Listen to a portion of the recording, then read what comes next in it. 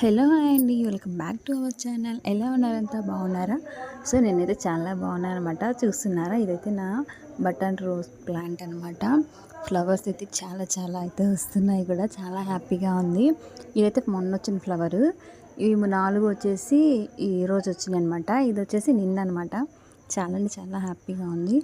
And మన ఛానల్ని చాలామంది అయితే సబ్స్క్రైబ్ చేసుకోకుండానే చూస్తున్నారండి. ప్లీజ్ ఛానల్ని చూసేవాళ్ళు ప్రతి ఒక్కరు కూడా ఛానల్ని సబ్స్క్రైబ్ అయితే చేసుకోండి.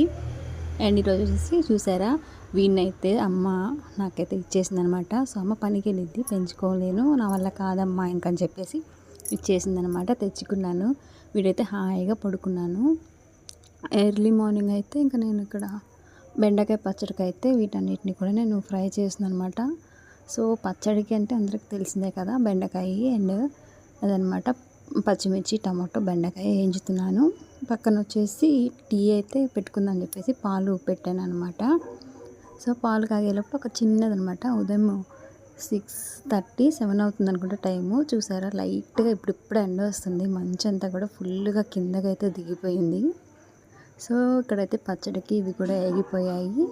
నెక్స్ట్ వచ్చేసి ఇవైతే మిక్సీ జార్లో వేసుకుంటున్నాను అనమాట.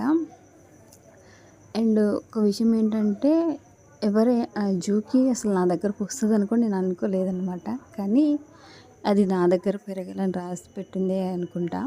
నేను చూడటానికైనా వెళ్ళాను, కానీ జూకిని అయితే తెచ్చేసుకోవాల్సి వచ్చింది. అంటే అమ్మ ఇచ్చింది. ఈ టీ వచ్చేసి పక్కన టీ కూడా రెడీ అయిపోయాయి. అండ్ వచ్చేసి దోశకైతే పిండి కూడా కలిపేస్తున్నాను. ఎప్పుడు చట్నీ కాకుండా ఇలా అప్పుడప్పుడు పచ్చళ్ళు కూడా కొంచెం ట్రై చేస్తూ ఉండండి. పిల్లలకి బోర్ కొట్టకుండా ఉంటుంది, ఇంట్లో వాళ్ళకి కూడా టేస్ట్ అనేది కొంచెం చాలా డిఫరెంట్గాను చాలా బాగుంటుంది అన్నమాట. నచ్చితే లైక్ చేయండి.